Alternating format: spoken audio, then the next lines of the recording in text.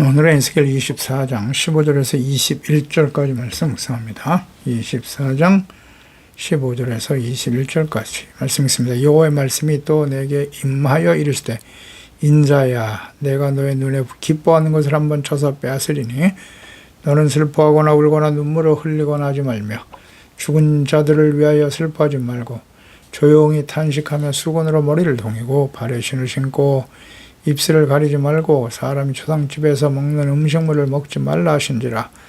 내가 아침에 백성들에게 말하였더니 저녁에 내 아내가 죽었으므로 아침에 내가 받은 명령대로 행하매 백성들이 내게 이르기를 내가 행하는 이 일이 우리와 무슨 상관이 있는지 너는 우리에게 말하지 아니하겠느냐 하므로 내가 그들에게 대답하기를 여호와의 말씀이 내게 임하여 이르시되 너는 이스라엘 족속에게 이르기를 주 여호와의 말씀에 내 송소는 너의 세력의 영광이요 너의 눈의 기쁨이요 너의 마음의 아낌이 되거니와 내가 더럽힐 것이며 너의 버려둔 자녀들을 칼에 엎드러지게 할지라. 아멘.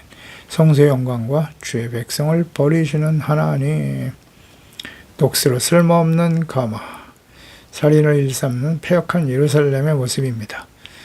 하나님께서는 심판의 당위성을 설명하면서 녹스로 쓸모없는 가마의 비유를 들어 설명하십니다.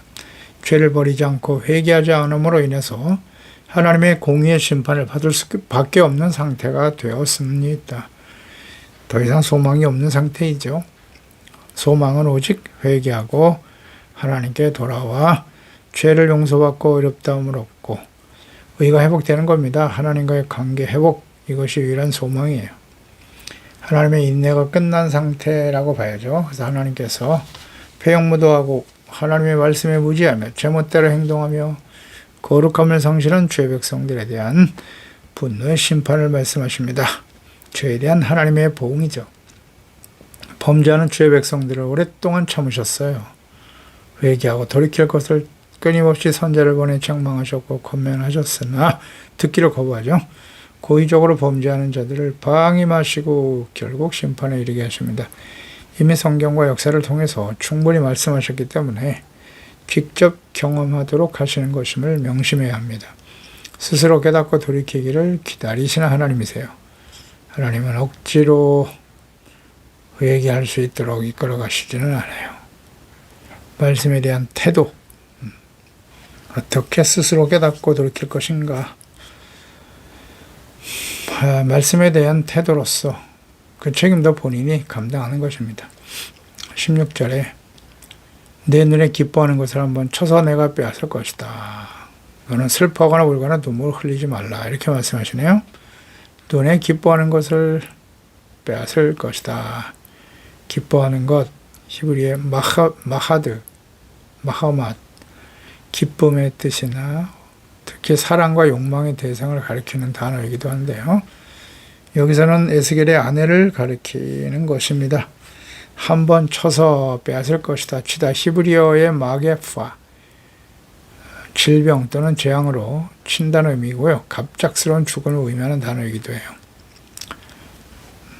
장차 유다 백성들 또 아내와 남편 자녀들이 바벨론에 의해서 갑자기 재앙으로 죽임을 당하게 될 것을 예언하시면서 그 고통이 얼마나 큰가를 선지자에게 미리 경험하게 하시기 위해서 아내를 갑자기 죽음에 이르게 하셨던 것으로 이해할 수 있습니다. 하나님께서 선지자에게 너무하신 것은 아닌가 하는 생각이 들죠. 하지만 참혹한 재앙으로 죽어갈 언약의 백성 이스라엘의 모든 가정, 아내와 자녀들의 슬픔을 미리 선지자에게 맛보게 하시는 것입니다. 슬퍼하거나 울거나 눈물을 흘리지 말라 말씀하셨어요. 구약의 율법에서 제사장은 가까운 친족, 즉 부모나 자녀, 형제, 자매 등이 죽었을 때 이들을 위해 애곡하고 슬퍼할 수 있으나 기타 그 외 죽은 사람에게는 가까이 가는 것도 허용되지 않았었죠. 레위기 21장 1절 이하에 보면 여호와께서 모세에게 이르시되 아론의 자손 제사장들에게 말하여 이르라. 그의 백성 중에 죽은 자를 만짐으로 말미암아 스스로를 더럽히지 말려니와 그의 살구친 그의 어머니 아버지 아들이나 딸이나 그의 형제나 출가하지 않은 처녀인 그의 자매로 말미암아서는 몸을 더럽힐 수 있느니라. 제사장은 그의 백성의 어른인즉 자신을 더럽혀 속되게 하지 말라라는 말씀하셨죠. 그러니까 율법에 의해서 예수께서 여리고로 내려가다가 강도 만난 사람의 비유를 말씀하실 때 피 흘리며 죽어가는 그 사람을 보고 제사장과 레위인들이 그냥 부정하다고 여기며 지나쳤던 것이죠. 제사장들은, 레위인들은 피 흘린 자를 가까이 하면 부정하다라는 율법 때문이었던 거예요. 대제사장은 부모나 어떤 친족의 죽음도 가까이 하거나 왜곡하지 못하도록 하셨습니다. 레위기 21장 10절 이하에 자기 형제 중 관유로 기름 부음을 받고 임되어 예복을 입은 대제사장은 그 머리를 풀지 말고 옷을 찢지 말라고 하셨고요. 어느 시체든지 가까이 하지 말지니 그의 부모로 말미암아서 더러워지게 하지 마라. 성소에 나오지 말라. 하나님의 성소를 속되게 하지 말라. 이는 하나님께서 성별하신 관유가 그 위에 있음이라. 이런 말씀도 하시죠. 이는 하나님의 중보자로서 대제사장들의 사명의 엄숙함과 막중함에 있음을, 막중하다는 사실을 깨우쳐 주시는 거죠. 그런데 에스겔 대제사장처럼, 에스겔이 대제사장처럼 그의 아내 죽음을 애도하지 못하도록 명령을 받은 것입니다. 이것은 에스겔의 슬픔이 장차 이스라엘 족속들 대부분 모두가 바벨론으로 인한 심판으로 모든 주의 백성들이 당하게 될 슬픔과 재앙의 모습이기 때문이에요. 그것을 미리 예시하신 것입니다. 17절에 죽은 자들을 위해 슬퍼하지 마라. 조용히 탄식하라. 초상집에서 오늘 음식도 먹지 마라. 조용히 탄식하라. 탄식하라. 그러나 침묵하라라는 뜻인데, 이것은 아내가 죽어 슬프지만 선지자에게 감정을 자제하라는 말씀입니다. 수건으로 머리를 동이고 가리우지 말고. 그러니까 언약의 백성 이스라엘은 슬프거나 통곡할 때는 흔히 쓰던 머리에 수건을 벗고 티끌 도는 재를 뿌리죠. 예레미야가 2장 10절에 딸 시온의 장로들이 땅에 앉아 잠잠하고 티끌을 머리에 덮어쓰고 굵은 매를 허리에 둘러쓰며 예루살렘 처녀들은 머리를 땅에 숙였도다. 그러니까 맨발로 다니고 얼굴의 아랫부분을 가리기도 했고, 그러나 에스겔 선지자는 이런 슬픔의 행동을 하지 말라 자제시키셨습니다. 그 아내의 죽음에 대해서 슬퍼하지 못하게 하심으로써 당시 유다가 받게 될 그 심판이 매우 엄중하다. 그러니까 이렇게 심판이 임박했지만 전혀 깨닫지 못하고 무관심하게 살아가는 주의 백성들에게 좀 관심을 유발하도록 하기 위해서 선지자에게 아내를 미리 죽게 하시고 또 장례하는 모든 과정을 사람들이 지켜보게 하셨던 겁니다. 먹지 말라, 초상집 음식을. 당시 이스라엘 백성들은 사람이 죽었을 때 조문시 위로해 주기 위해서 음식을 가져와 함께 먹었다고 하죠. 예레미야 16장 7절에 그 죽은 자로 말미암아 슬퍼하는 자와 떡을 떼며 위로하는 자가 없을 것이며 그들의 아버지나 어머니의 상사를 위하여 위로의 잔을 그들에게 마시게 할 자가 없었다. 그러니까 가족이 죽었으나 주변 사람들과 함께 슬픔을 나누거나 위로하는 행위를 하지 못하게 하신 것입니다. 이는 장차 심판이 시작되면 선지자 개인의 슬픔이 아니라 이스라엘 백성 전체 모든 가정에서 일어날 일이기 때문에 이웃의 죽음에 대해서 서로 위로하거나 슬퍼할 겨를이 없게 될 것을 알도록 하기 위해서 하나님이 선지자에게 이렇게 하신 것입니다. 그래서 말씀하신 대로 18절에 아침에 백성에게 말하였더니 저녁에 내 아내가 죽었다. 이 말씀을 전하여 들었는데 그날 저녁에 선지자의 아내가 죽습니다. 아침에 내가 받은 명령대로 행했고 백성이 내게 이르되 내가 행하는 일이 우리와 무슨 상관이 있는지 우리에게 말해라. 그러니까 백성들에게 아내의 죽음에 대해서 말했고 그대로 성취되는 이런 모든 과정, 부고를 알리지 않고 조용히 슬퍼하지도 않고 지내고 있었단 말이죠. 그러니까 이스라엘의 장례 관습대로 행하지 않는 선지자를 보고 사람들은 그 이유를, 이것이 우리와 무슨 상관이 있는지를 설명해 줄 것을 요청했습니다. 백성들이 관심을 끌기 위한 하나님의 뜻대로 진행되고 있었습니다. 이러한 일이 우리와 무슨 상관이 있는지 말하라. 그러니까 사람들은 에스겔 선지자이기 때문에 그의 행동에 뭔가 하나님의 뜻이 있을 것이다. 근데 이런 생각을 하게 되었던 거죠. 그래서 이것이 우리가 무슨 상관이 있는지 궁금해 질문했던 겁니다.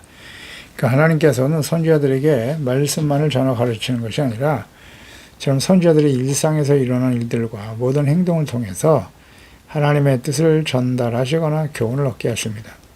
호세아 선지자 같은 경우 북이스라엘의 마지막 선지자죠.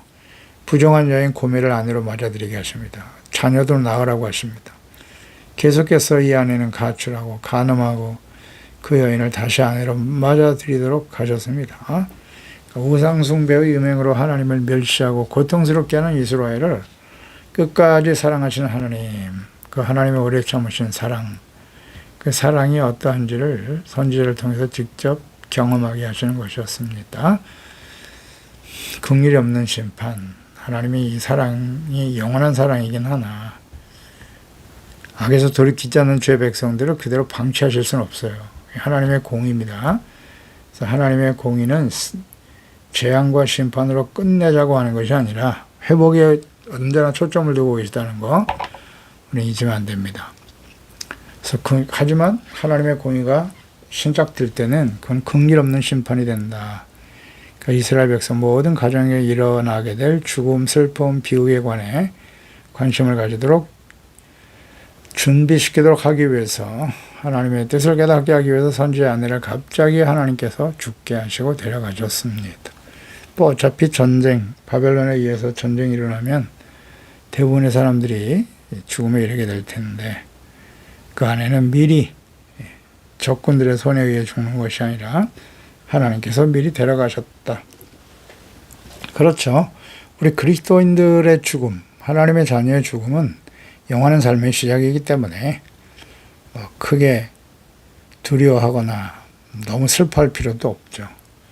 그러니까 예수님이 오시기 전에 요한계시록이 무서운 심판이 이 땅에 쏟아지기 전에 미리 소천하는 거 하나님께로 가는 것은 은혜입니다. 삶을 마감하고 하나님 앞에 설 수 있다는 건 은혜죠. 선지자의 아내를 왜 이렇게 죽이십니까? 심판이 있기 전에 미리 하나님 앞에 갈 수 있는 건 은혜예요. 은혜. 우리는 거기에 대한 분명한 이해가 있어야 됩니다. 참된 그리스도인이라고 한다면 세상에 별로 미련이 없어요. 하나님이 주신 사명을 다하고 이제 올라와라 하면 언제든지 가는 거죠. 그런 건 중요하지 않습니다. 선지자에게 이 일이 자신과 무슨 상관인지 있는 그 백성들에게 대해서 21절에 성소는 너의 세력의 영광이었고 너의 눈의 기쁨이었지. 너의 마음에 아낌이 되거니와 내가 그 성전을 더럽히고 버릴 것이라고 말씀하시네요. 내 성소라고 하세요. 하나님께서 임하여 계신 성전. 예루살렘에 솔로몬에 의해서 건축된 성전이었죠. 과거 출애굽 당시 광야에서 율법과 말씀과 함께 성막을 만들게 하셨습니다. 제사법을 주셔서 율법을 통해 죄를 깨닫고 하나님께서 임재하시는 성막에 나와 회개하고 제사를 통해서 용서받아 의롭고 거룩한 하나님의 나라의 백성으로 살아갈 것을 명하셨습니다. 그러니까 왕신 하나님을 버리고 사람이 왕이 되어 다스리는 이스라엘. 초대왕 사울은 하나님의 성전에서 율법의 말씀을 듣고 하나님을 경외하는 일을 배우며 제사하는 일에 무관심했죠. 이후에 하나님께서 기름 부어 세우신 다윗은 오랜 시간 고난과 연단의 시간을 보내면서 오직 하나님만을 믿고 의지하는 겸손한 믿음의 사람이 되었고 하나님의 임재하심과 그분의 인도하심을 따라 살아가면서 죄를 용서받고 하나님과 화목할 수 있는 성전의 중요성을 깨닫게 됩니다. 하나님께서 정하신 처소 예루살렘에 궁을 짓고 당시 기랏 여아림에 있었죠. 바알레유다에 있었던 법궤를 예루살렘으로 모시며 크게 기뻐했던 다윗. 그러니까 자신은 백향목 궁에 거주하지만 하나님의 법궤는 여전히 장막에 거주하는 것을 보고 죄송하기도 하고 마음이 아팠던 다윗은 예루살렘에 성전을 건축할 뜻을 가지고 있었으나 하나님께서 허락지 않으셨죠. 그리고 그 아들 솔로몬에게 성전 건축을 맡기셨습니다. 겸손하고 신실한 믿음의 사람이었던 솔로몬, 일천번제를 하나님께 드릴 정도로 하나님을 사랑하고 경외하는 사람 솔로몬, 그는 아버지의 유지를 받들어 성전을 건축하죠. 그래서 하나님 성전을 건축했을 때 하나님께서 겸손히 기도하는 그 솔로몬의 기도를 들으시고 그 성전, 건축한 성전에 임재하십니다. 왕상 9장 1절에 솔로몬이 여호와의 성전과 왕궁 건축을 하기를 마침에 자기가 이루기를 원하던 모든 것을 마친 때 여호와께서 전에 기본에 나타나신 같이 다시 솔로몬에게 나타나셨더라. 내 기도와 내 앞에 간구하는 바를 내가 들었다. 나는 내가 건축한 이 성전을 거룩하게 구별하여 내 이름을 영원히 그곳에 두며 내 눈과 내 마음이 항상 거기 있을 것이라 했을 것이고요. 내가 만일 내 아버지 다윗이 행함 같이 마음을 온전히 하고 바르게 하여 내 앞에서 행하며 내가 너에게 명령한 대로 온갖 일에 순종하여 내 법도 율례를 지키면 조건절 내가 내 아버지 다윗에게 말하기를 이스라엘의 왕이 오를 사람이 내게서 끊어지지 아니하니라 한 대로 내 이스라엘의 왕위를 영원히 경고하게 하려니와 말씀하시죠. 만약 그렇지 않고 다른 신을 섬기고 경배하면 내가 그 준 땅에서 너희를 끊어버릴 것이다. 거룩하게 구별하는 성전이라 내 앞에서 던져버릴 거야. 이런 말씀도 하시죠. 그 성전을 건축하고 기뻐하였던 솔로몬은 마지막에 성전 앞에 인생의 마지막 때에 우상을 세우고 마감합니다.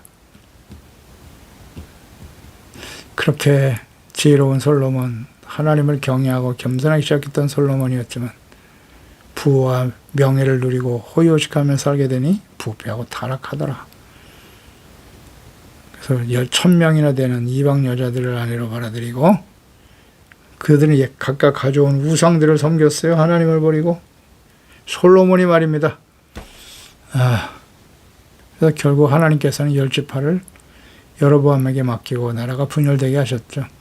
그런데 하나님의 뜻에 따라서 10지파를 맡아서 다스릴 여로보암 그 북이스라엘은 송아지 우상으로 차별화를 시도하죠. 우리는 예루살렘의 성전 하나님이 아니라 이 송아지가 바로 우리의 신이다. 어떻게 이렇게 폐역할 수가 있나요? 인간의 그 교만과 욕심에 사로잡힌 그 결과 여로보암으로 시작된 북이스라엘은 어땠나요? 우상을 세우고 그 우상을 절대 버리지 않아. 하나님께 돌아오질 않아요. 얼마나 믿음이 좋은지. 그런데 유다는 끊임없이 흔들리죠. 성전에 우상을 세우고 결국 우상에서 돌이키지 못한 북이스라엘이 아수르에 의해서 멸망을 당했습니다만 그걸 보면서도 또다시 거기를 가죠. 참 완악합니다. 이 하나님 백성들이. 어리석고 미련해요. 원인이 뭐라고요? 무지예요. 무지. 하나님에 대해서 몰라요. 말씀을 잘 몰라. 자신들이 심각한 죄인이라는 사실을 전혀 깨닫지 못하고 아무리 언약의 백성이라도 악을 행하고 돌이키지 않으면 하나님은 심판하시는 공의의 하나님이라는 사실을 몰라요. 오늘도 모든 시대에 그랬고 오늘도 마찬가지예요. 성소에 하나님께서 임재하여 계실 때 그 성소는 유다 이스라엘에게 강력한 힘의 영광이 되었습니다. 당연하죠. 하나님 계시니까. 그 누구도 범접할 수 없는 강력한 나라였고요. 다윗과 솔로몬 시대가 그러했습니다.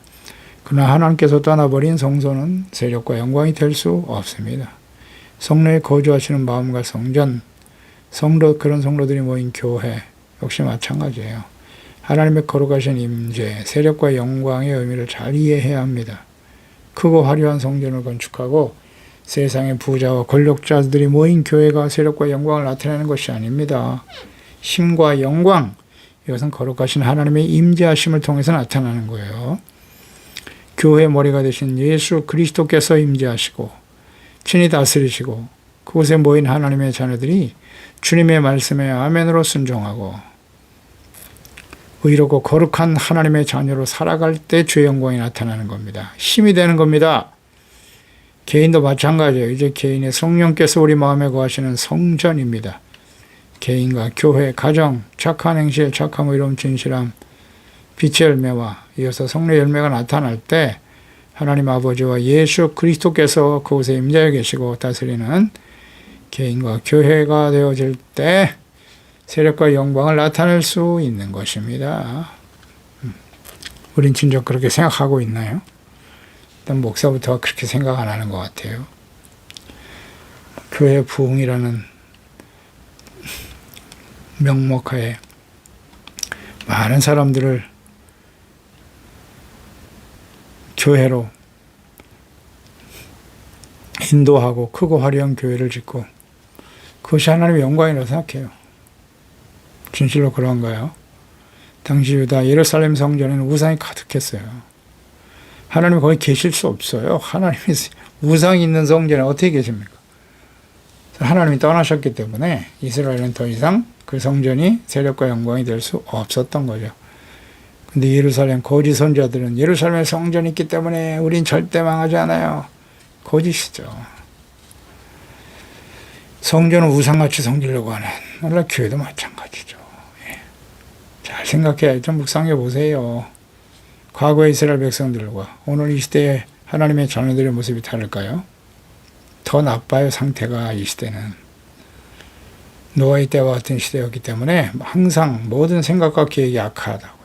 그래서 노아 시대에 사람이 지으신 것을 한탄하신 거 아니에요. 싹 쓸어버려라. 요한계시록의 마지막 심판 역시 하나님의 자녀 백성들만이 아니라 그들이 부패하고 타락했기 때문에 온 세상이 함께 다 심판을 당하게 되는 겁니다.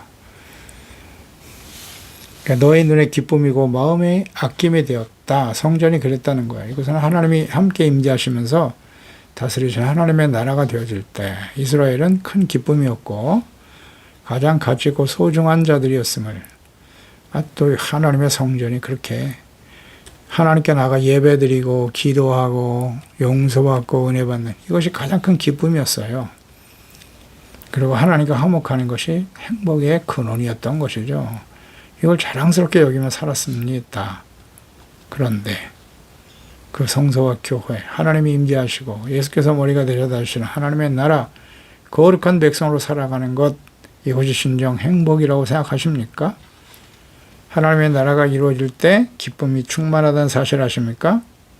예, 로마서 14장 17절에 하나님의 나라를 먹고 마신 데 있는 것이 아니라 오직 성령 안에 있는 그랬어요.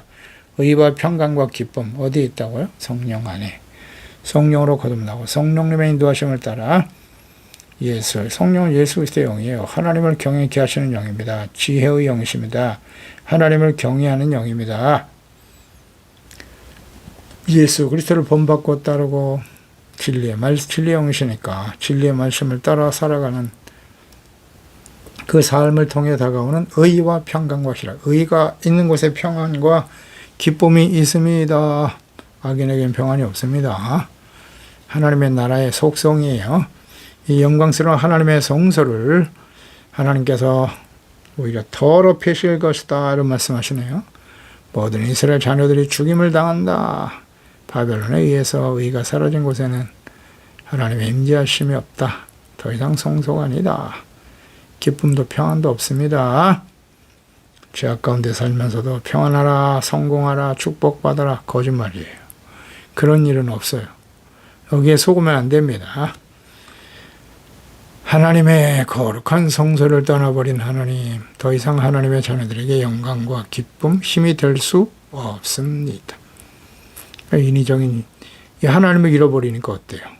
세상에 힘 있는 자들에게 가서 구원을 구걸하고 호소하고 우상들을 따라다니면서 구원해달라고 평안을 달라고 어리석은 하나님의 자녀 백성들, 하나님의 영광이 떠나버린 성소, 그런 죄 백성들 하나님께서 공의로 심판하신다. 하나님 먼저 말씀하셨잖아요. 하나님이 너희가 나를 버렸기 때문에 나도 너희를 버리노라. 기도하겠습니다. 하나님 아버지, 주님의 자녀와 거룩한 하나님의 영광을 나타내야 될 죄 백성들이 하나님이 임재하셨던 거룩한 성소에 우상으로 가득 채우고 하나님이 거기 계실 수가 없죠. 성소에 임재하신 하나님, 그분의 다스림을 받는 의롭고 거룩한 하나님의 나라 거룩한 백성이 되어질 때 이스라엘은 하나님의 영광과 기쁨과 능력이 될 수 있었습니다. 그런데 성전에 우상이 가득하고 하나님의 율법의 말씀에 대한 이해도 없어요. 관심도 없고 악을 행하고 우상을 세우고 하나님보다 우상을 더 믿고 의지하며 그들에게 구원을 구걸하는 호소하는 어리석은 하나님의 백성들. 하나님이 정말 오래 참으셨어요. 끝까지 참으셨으나 결국 하나님의 공의 심판 앞에 서게 될 것이고 그들이 당한 고통과 슬픔이 얼마나 큰 것인지 선지자의 아내를 미리 죽음에 이르게 하면서 장례를 치르는 과정에서 슬퍼하거나 눈물을 흘리지 말라고 하십니다. 사람들로부터 위로를 받을 수 없다고 하십니다. 이것은 모든 이스라엘 백성들의 가정에 일어날 하나님의 진노의 심판이기 때문입니다. 관심을 가지고 선지자의 아내의 죽음을 통해서 그것이 표징이 되어 이것이 장차 우리의 가정에 나의 삶에 이루어질 이름을 깨닫고 회개하고 돌아오기를 주님은 간절히 기다리셨으나 깨닫지 못하는 죄 완악한 죄 백성들 이들의 모습이 마지막을 향해 달려가는 이 시대에 그리스도인들 하나님의 자녀들의 모습이 아니겠습니까?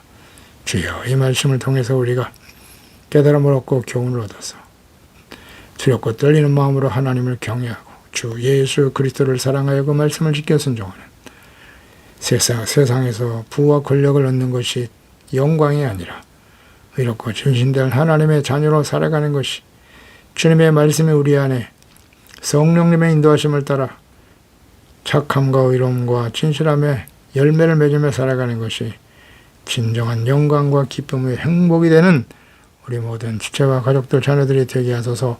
예수님의 이름으로 기도드리옵나이다. 아멘.